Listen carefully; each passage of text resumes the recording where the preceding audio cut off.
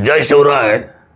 सार्वत्रिक निवडणूक 2025-26 हो घातलेल्या महाराष्ट्राच्या अनेक वर्षाच्या प्रलंबित असलेल्या ज्या स्थानिक स्वराज्य संस्थेच्या निवडणूक आहे त्याच्यामध्ये प्रथमतःच मनसर ही ग्रामपंचायतमधून आता पंचायत झालेली आहे, म्हणजे नगरपंचायत झालेली आहे. त्यामुळे ह्या नगरपंचायतीवर कुणाचा झेंडा फडकणार, मनसरवासी कुणाच्या हातामध्ये सत्ता देणार, अशा पद्धतीचा आता बिगुल वाजलेला आहे. आणि या निवडणुकीच्या दरम्यान 17 नगरसेवक आणि 1 नगराध्यक्ष अशा पद्धतीची रचनात्मक असलेली लढाई या मनसर शहरामध्ये होऊ घातलेली आहे. वॉर्ड क्रमांक 1 मध्ये सर्वसाधारण महिला म्हणून त्या ठिकाणी अनेक पक्षांनी आपापले उमेदवार उभे केलेले आहेत. आणि त्या ठिकाणी हा प्रभाग क्रमांक वॉर्ड क्रमांक जो 1 आहे तसं पाहायला गेलं तर हे किसनराव मानकले, स्वर्गीय लोकनेते किसनराव मानकले साहेबांचा हा मतदारसंघ आहे. आणि अण्णाच्या प्रती आमच्या सर्वांच्या ज्या भावना आहेत त्या भावना अतिशय अंतःकरणाशी जोडल्या गेलेल्या आहेत. किसनरावांचं तर आमच्या नवी मुंबईला आमचे वडील भीमाईश्वर सरोने आमच्याकडे नेहमी मुंबईला आला की मुक्काम असायचा.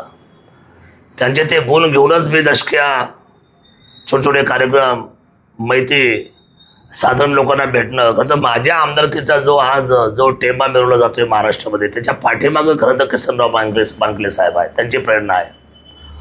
आणि म्हणून वॉर्ड क्रमांक 1 मध्ये त्यांच्या कुटुंबातून आदरणीय वंदना कैलास मानकले ह्या उमेदवार त्या ठिकाणी त्यांनी 2 फॉर्म भरलेले आहेत.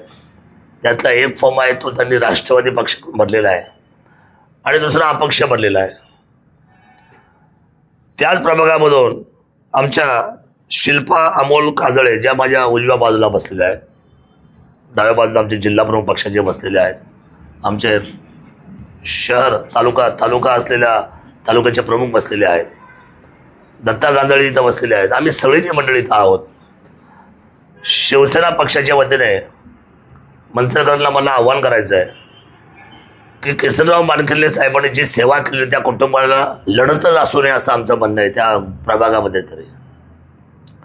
आणि ती जागा बिनविरोध जावी, ती जागा अपक्ष जावी, अपक्षाच्या माध्यमातून त्यांचा फॉर्म अबाधित राहावा आणि 1 सीट मनसरचं निवडून गेलं असं जाहीर व्हावं, असं मला माघारीच्या दिवशी व्हावं अशी आमची अपेक्षा आहे. आणि मातीच्या अंतकरणामधून सांगतो, याच्यामध्ये कुठलं राजकारण नाही. आज मी तिला त्या कुटुंबाशी असलेला आमचा जिव्हाळा, प्रेम, आपुलकीचे संबंध पाहता त्या कुटुंबामध्ये आता लाला बँकेचं नेतृत्व सन्माननीय चेअरमन आमचे मित्र आपल्याला माहिती आहे युवराजजी काम पाहत आहेत. त्यामुळे या कुटुंबाशी अतिशय जिव्हाळा आमच्या शिवसेना परिवाराचा राहिलेला आहे. आणि म्हणून माझी विनंती राहणार आहे या कुटुंबाला सुद्धा की आपण अपक्ष म्हणून जर उभे राहिला तर आपल्याला 100% दोन्ही पक्ष किंवा सर्व इतर पक्ष सुद्धा आपल्याला त्या ठिकाणी विरोध करायला मदत करतील. मी आदरणीय आमच्या ज्या शिल्पा अमोल काजळे इथं आहे त्यांना मी विनंती केलेली आहे की आपण बिनशर्त माघार घेतली पाहिजे.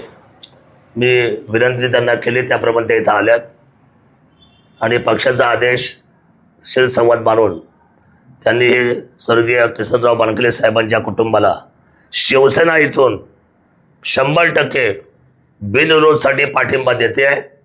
आणि आमचा शिवधनुष्यबाणाचा तिथला 1 नंबर वॉर्डमधला फॉर्म आम्ही मागं घेतोय. आणि किसनरावांच्या स्मृतीला उजाळा मिळावा, त्यांच्या कुटुंबाची खरं तर त्यांच्या उपकारातून आम्ही उतराय होऊ शकत नाही, पण तो तेवढंच आम्हाला जेवढं काही करता येईल ते करण्याचा प्रयत्न आम्ही शिवसेना परिवार करतो आहे. बाकी इतर ठिकाणी आम्ही तोलामुळाची लढाई करू. सन्मानित त्या लढाईमध्ये मनसरवासियांनी या लढाईमध्ये आम्हाला उजवी द्यावी. आणि छत्रपती शिवाजी महाराजांचा जो चौक आहे तिथं आपण पाहत आहे त्या चौकाची ते देखणेपण आहे, त्या देखणेपणाला जर समजा आपल्या सर्वांना जर पाहायचं असेल अतिशय सन्मानपूर्वक तर मनसरच्या नगरपंचायतीनं या पहिल्या निवडणुकीमध्ये सर्वप्रथम कुठला झेंडा फडकला तर तो भगवा झेंडा त्यागाचा, छत्रपती शिवरायांच्या स्वराज्याचा. अशा पद्धतीची मी विनंती माझ्या मनसरच्या सर्व मतदार बंधू भगिनींना करतो. जय शिवराय. पाठिंब्याने आणि दत्ताभाऊंच्या पाठिंब्याने मी प्रभाग क्रमांक 1मध्ये शिवसेना या पक्षामार्फत निवडणुकीसाठी उभी होती. परंतु आता दादांनी मला माघार घेण्यासाठी सांगितलेलं आहे. वंदनाताई बानखिले हे जे आहेत, त्यांचा राजकीय वारसा आहे बानखिले घराण्याचा, त्यांच्यासाठी मी माझी माघार घेण्यास तयार आहे. वा, मी आपल्याला सांगतो, त्यांच्या या मौलिक शब्दाला आम्ही सन्मानपूर्वक ठेवू आणि त्यांनाच पण न्याय मिळवून देऊ आमच्या ताईला. एवढंच मी या ठिकाणी सांगतो.